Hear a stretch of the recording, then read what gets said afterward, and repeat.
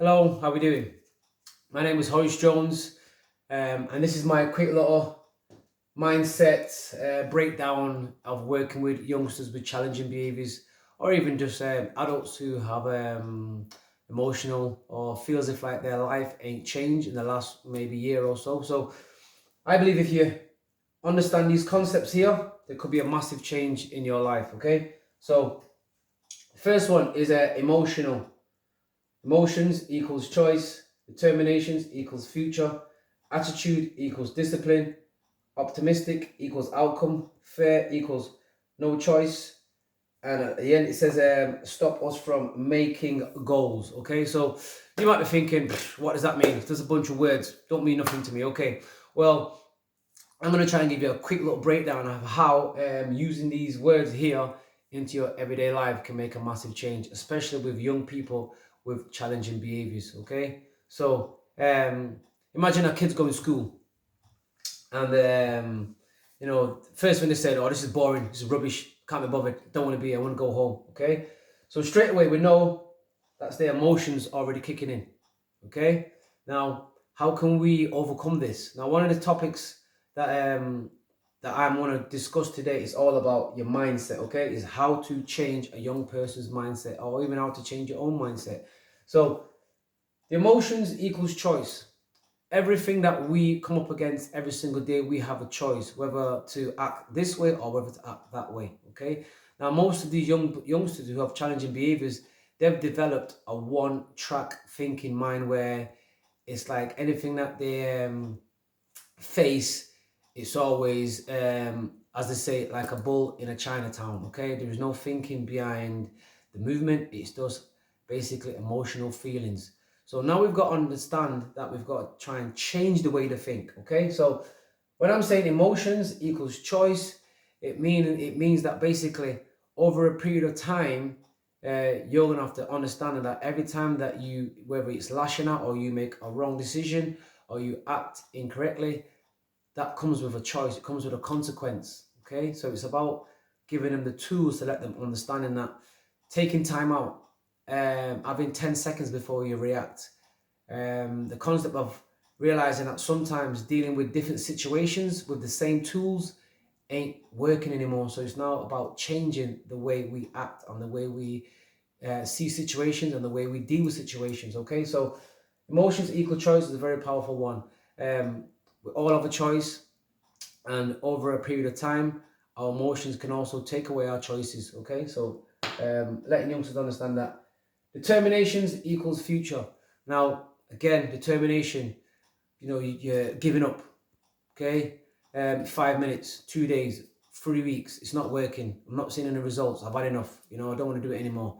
The concept of this is anything that's worth having takes time to retrain your brain, or to retrain the way you was thinking for the last 10, 15, 20 years is not going to happen overnight. Okay, but the constant having determination not to give up will make you see a better future, will give you a better future. So having the will to say to yourself, for example, well, I'm not going to go over there with my friends, I'm going to do this instead. I'm going to keep at it. I'm going to understanding that me learning maths and English, or me doing these things, is going to make me have a better future in the end. And it's about letting them, convincing them, saying that, okay, whatever happens today doesn't mean that you can't change tomorrow. And giving them the tools to understanding that tomorrow is a new day. It's about having a new start and trying out new things, and realizing that these mistakes are going to be there for them to look at and to use as a learning tool. But having determination to not to give up will automatically give you a better future. The next one is attitude equals discipline. Okay, so attitude. Okay, the concept of attitude is that a lot of youngsters have the attitude of like, well, I don't want to do this. I don't want to be here. I want to go home. It's rubbish, and it's straight away 100% like emotions kicking in, and I don't want to do this. So when I'm talking about discipline, it's like they see discipline as a bad thing. Like, go to your room, don't do this. The police is telling them something, the mum's telling them something, the teacher's telling them something. But we want to turn discipline on its head. Now, discipline, how how I want to break discipline down to youngsters is the concept of like understanding, like, if you have an exam tomorrow or next week Monday, now if you can discipline yourself to stay in your room or to go to a teacher, ask a parent to help you study every single day for that week, it means that you have a better chance of passing that exam, or you have a better chance of getting a better mark in that exam. So you've now disciplined yourself not to go out. You discipline yourself not to go on the computer. But at the same time, you discipline yourself is making you better. Okay? So it's not about turning it as like making him see discipline as a bad thing. It's making him see it as a good thing. The more you can discipline yourself, the more you're going to get better. The more you sit down and pick up a book and read every single day, the more you're going to get more knowledge. The more you try and understanding whatever issues you have, if you can just kind of like tap into it and give yourself more time to think and more time to learn more stuff, the more better you're going to be. So it's about changing the concept of discipline. Attitude also, it flex your discipline, okay? Because if you've got like an attitude where you can't be bothered, you don't want to do this, automatically you're not going to have any discipline. So it's about them understanding that. My favorite one is being optimistic. Now, me myself, growing up as a youngster, most of the time I was a pessimist. You know, I always see things from the baddest point of view ever. So anything that that didn't happen bad was a bonus. But it means that basically you're kind of waiting for things to happen bad. You don't see anything good. But when you can kind of like learn to change the way you see life, it means that you're seeing things always from a better point of better perspective. So for example, it's raining outside. Oh, I can't go out. It's boring. It's dark. It's misty. Everything's wet. But then I can think to myself, well, I can get an umbrella. I can go outside because I've got an umbrella. Then I can say I've got wellies or I've got a coat. Okay. So yeah, I can go outside. Or then I can say to myself, well, at least the trees are getting watered, my plants are getting watered, or the streets are getting washed. Okay? So there is always a different way to look at a situation, and it's always good to try and see some kind of good in a situation rather than being a pessimist where it's always doom and gloom, it's always bad. Because it makes you don't want to get out of bed. It makes you kind of like want to give up before your day started.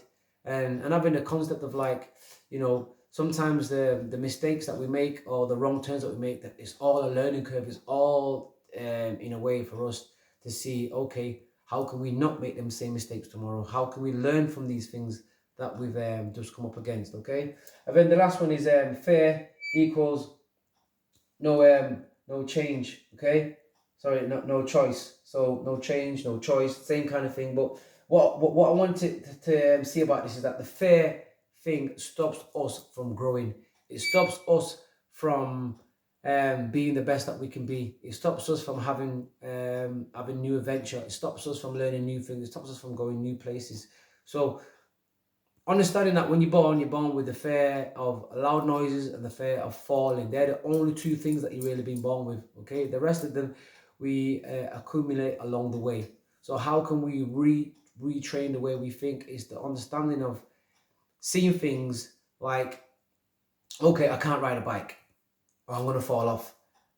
But look at when I do learn to ride the bike, what fun can I have when I can ride a bike? It means I can get to places faster. It means that I can get together with a bunch of friends and go to the park. It means that maybe now I can basically go farther places, okay? So it's understanding that fear sometimes stops us from growing in a massive way. It stops us from having adventures. It stops us from probably even developing friends, going places. So we have to understand that fear is going to stop us from having a lot of fun in life. It's also going to stop us from growing. So one of the things that I've kind of developed with young people is understanding that we have to make goals, okay? If you make a goal with a fear, it means that you can overcome that fear. So, you know, that fear could be, again, like you said, you're scared of dogs, or you're scared of heights, or you're scared of riding a bike. Set out little small goals, okay? So, for example, if it's scared of falling off a bike, riding a bike, well, just get a bike first and just push a bike around the block. Then sit on it and push it with your legs. Then put one leg on the pedal and push with the other leg. And then eventually, until when you start riding a bike. Now, these things ain't going to happen overnight. These things are a constant thing where you've got to put that time in. Now, the more time you put in, the more easy it's going to get and the more fast it's going to get. So again, this is my little mindset. Change the way you think. add these things in your day to day, and over a period of time, you can see a massive change within yourself or within a young person that you're working with. So this is Horace Jones, the game changer. Hard work pays off. Put this to test and tell me what you think. Bye bye.